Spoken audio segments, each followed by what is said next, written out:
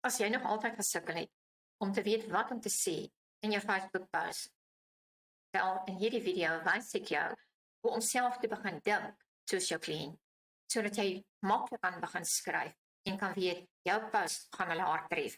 My naam is Helena Swarts en ek help entrepreneurs om te leer dink soos 'n kliënt en nie net wat om te sê nie. Want wanneer jy leer om soos jou kliënt te dink of jou tekengehoor te dink, verander jou hele inhoudsstrategie. In elke video wys ek jou praktiese stappe wat jy kan implementeer om jou Facebook-bemarking meer markgerig en maklik doenbaar te kry. Die meeste mense weet nie hoe om 'n Facebook-post te skryf nie. Net soos toe ek begin. Ek dink daaraan, ek het my flyer vol inligting gepost en weet jy wat, niemand het gereageer nie en ek het nog minder 'n koop gekry. Hoekom werk dit nie? Kan ons te wanindruk van hoe Facebook-bemarking eintlik werk? Ek het aan die begin nie verstaan dat elke koopbesluit deur 'n probleem geaktiveer word. Mense is om 4 redes op Facebook. Die eerste rede is, hulle soek ontspanning. En hoekom gaan hulle koop as hulle in 'n ontspanningsmood is? So jou post moet aanpas by hulle mood. En dit is waar jy kan leer dink soos jou kliënt. So wat is die oplossing dan?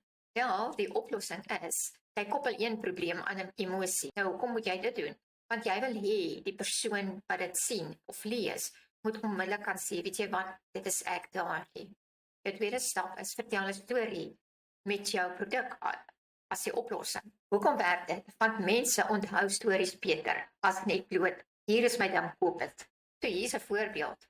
Sê nou maar ons praat oor stain remover. Ek kan sê, hier is my stain remover, XYZ. Koop dit nou, want ek het nog net 5 beskikbaar en dit werk soos 'n bom. Of jy kan sê, ek was so woedend en moedeloos, want ek het pen-ink op my mooiste rok laat kom. Ek het regtig daar gestaan en dink, weet jy wat, die rok is reg vir die assoop. Maar toe onthou ek van my geheime stain remover. Ek het gou uitgeblik en dankie tog vir XYZ wat my gehelp het om daar voor my oë my pen-ink te verwyder. Plekke is nog glad nie meer vir my 'n bron van kommer nie. En dan as jy die storie afsluit, kan jy sê, kom gesels met my en vertel my van jou beste plekke storie. Of jy kan ook sê, deel jou snaakste plek storie met my. Dink jy die mense gaan reageer op daai call to action? Ek is seker hulle gaan. Want dit is stap 3. Stap 3 is jou call to action. Nou, of jy kan dit gebruik om mense uit te lok om te praat, of jy kan dit sê, koop nou. En wat een gaan wen? Mense wil gesels. Ek het aan die begin gesê, mense is daar vir ontspanning. En om hulle stories te deel, is deel van ontspanning. Hoekom werk hierdie metode? Want wanneer jy leer dink, raak jy onafhanklik. Jy post met selfvertroue. Dit is soos een van my studente gesê het. Jy het my geleer dink. Toe leer jy my hoe om dit te doen. En toe sit ek die twee saam. En nou gesels ek aan mekaar met my kliënte.